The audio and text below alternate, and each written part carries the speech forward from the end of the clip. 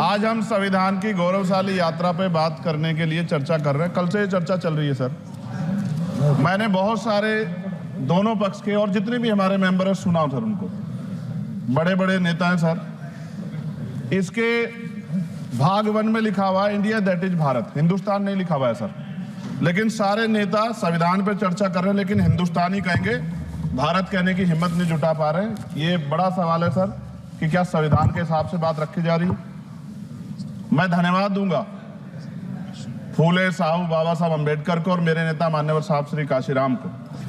25 नवंबर 1949 को संविधान को सौंपते हुए डॉक्टर बाबा साहब अम्बेडकर ने कहा था कि 26 जनवरी 1950 को हम विरोधाभास भरे जीवन में प्रवेश करने जा रहे हैं। राजनीतिक जीवन में तो हमारे पास समानता होगी, लेकिन सामाजिक और आर्थिक जीवन में असमानता होगी।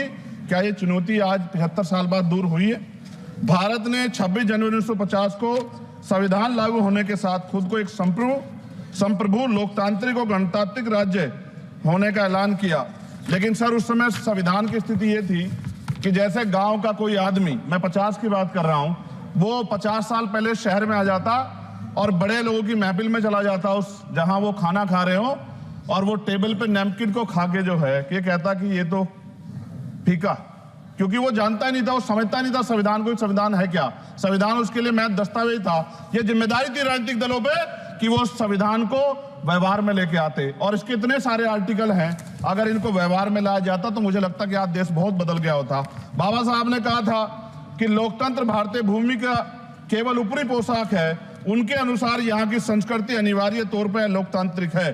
भारत जैसे गरीब और गैर बराबरी वाले देश में संविधान के जरिए छुआछूत खत्म करना, वंचितों के लिए सकारात्मक उपाय करना, सभी वयस्कों के लिए मतदान का अधिकार देना और सबके लिए सम्मान अधिकार तय करना, ये बहुत बड़ी उपलब्धि थी सर। ये संविधान है कि आप वहां बैठे हैं और मैं यहाँ खड़ा होकर अपनी बात रख रहा हूं, और इस देश में आदिवासी महिला के तौर पे जो है राष्ट्रपति बनी है, और प्राइम मिनिस्टर तो नहीं बना, लेकिन शेड्यूल कास्ट के बड़े नेताओं को भी जो है राष्ट्रपति बनने का मौका मिला। ये संविधान की देन। अगर वोट हम पे नहीं होता तो शायद अमीर और जो राजा महाराजा खुद को मानते हैं हमारी गलियों तक नहीं आ पाते, हमारे हाल नहीं जान पाते। आजादी का मतलब सर सिर्फ अधिकार पाना भर नहीं है, इसके लिए हमारे संविधान में सरकार और नागरिकों के अधिकारों के साथ साथ उनके कर्तव्यों का विस्तार से उल्लेख किया गया है। बाबा साहब ने संविधान सभा में दिए गए भाषण में कहा था कि स्वतंत्रता आनंद का विषय है, पर अब हमें अपनी जिम्मेदारियों पर भी ध्यान देना होगा।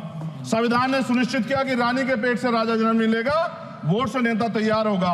आर्थिक बराबरी के लिए सरकार क्या कर रही है? गरीब और गरीब हो रहा है और अमीर हो रहा है। सुबह उठते कहीं बम की धमकी मिलती, कहीं दंगे की। ये अमृत काल है सर, यह धमकी काल है। कितना बढ़ रहा है आर्टिकल 15 सर।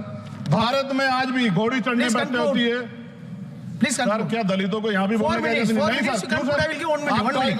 सर अगर सबको 4 मिनट दे दो, ये भेदभाव नहीं चलेगा दलितों के साथ। Time is 4 minute, don't waste. भाई सर आप क्या करो, अगर सबको 4 मिनट दिए तो आप मना करो, मैं बंद कर देता हूँ इसको। क्या दलितों को सबसे आखिरी में नंबर मिलेगा और बोलने का मौका मिलेगा? क्या मजाक कर रहे हैं सर आप? नो, ये all independent people are having only 4 minutes. You take sir. Independent में अपनी पार्टी का मेंबर हूँ सर, और जीत के आया हूँ सर, किसी की दया में नहीं आया। Take 1 minute and finish sir. कल भी बोले तो एक दलीय पार्टी के लोग, आप मौका दो सर। मूछे रखने पर हत्या होती है, महिलाओं पे, छोटे मासूम बच्चों पर रेप हिंसा होती है। एनसीआरबी का डाटा देकर डर लगेगा। यही 1 किलोमीटर में संविधान को जला गया, और महाराष्ट्र के परभनी में अभी भी संविधान को नष्ट किया गया, उसकी कॉपी को। आर्टिकल 25-26 में संविधान में सभी को धार्मिक आजादी। कहाँ है दलितों की, मुसलमानों की, जैनों की, बौद्धों की, ईसाइयों की? छत्तीसगढ़ में सतनामी समाज को संविधान की अपनी धार्मिक आजादी के आधार पर जो है उनको अपमानित करके जेल में बंद कर दिया। संभल, अजमेर, अयोध्या सब इसका उदाहरण है। ये सरकार आलोचना डरती है। कितने लोग जेल में बंद है? मिरान हैदर, खालिद सैफी, उमर खालिद खान, सिफा खान, गुलफ्शा फातिमा और आजम खान साहब राजनीतिक विरोध में बंद है। सरकार यहाँ बैठी है, सरकार सामाजिक न्याय की बात करती है। बताए कितने दलित मुख्यमंत्री बना रखे हैं आपने? 13 ज्यादा सरकार स्टेट में सरकार है। कितनी महिला मुख्यमंत्री है? आपकी सरकार ने सुप्रीम कोर्ट के आदेश के बाद रिजर्वेशन प्रमोशन में जारी नहीं किया, और ओबीसी को पॉलिटिकल रिजर्वेशन आप देंगे नहीं देंगे, आप बताने का काम करें। मैं 75 साल की गौरव यात्रा में हम एक सभ्य समाज नहीं बना पाए, इसलिए जाति आधार पर SC ST OBC के बच्चों को प्राइमरी स्कूल से लेकर उच्च संस्थानों में भेदभाव किया जाता है। सरकार निरंकुश हो गई, कोई बुलडोजर से कार्रवाई करता है। कल मंत्री जी ने कहा हमने राष्ट्रीय पिछड़ा वर्ग आयोग बनाया, 69 शिक्षक भर्ती में उसकी सिफारिशों को नहीं माना।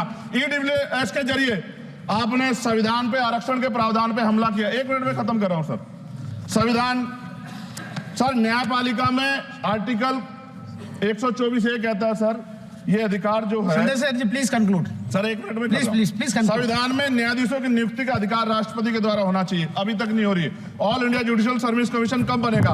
क्या चंद परिवार ही सर जज बन सकते हैं? और आज हम सर, मैं सरकार से सवाल पूछना चाहता हूं सर, सेवाओं में SC ST OBC वर्ग का कितना प्रतिनिधित्व है?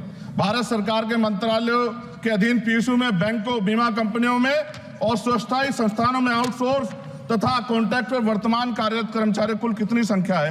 आउटसोर्स और कॉन्ट्रैक्ट में कार्यबल SC ST OBC कितना प्रतिशत है? निजी क्षेत्रों में कार्यरत कर्मचारी उनके SC ST OBC की वर्ग लाभ। सर खत्म कर, लास्ट पॉइंट सर मैं फिर स्पष्ट तौर पे कह रहा हूं सर, यहां बैठे SC और OBC के मेंबर से कह रहा हूं सर, उनको सामाजिक जिम्मेदारी का ध्यान भी रखना चाहिए। पार्टी के प्रति वफादारी के साथ साथ अपने वर्गों के प्रति ईमानदारी भी रखनी चाहिए। ईमानदारी नहीं होगी तो इन वर्गों का भला नहीं हो सकता, और हमें बहुत सरकारों से उम्मीद नहीं है। बहुत बहुत धन्यवाद सर। Thank you.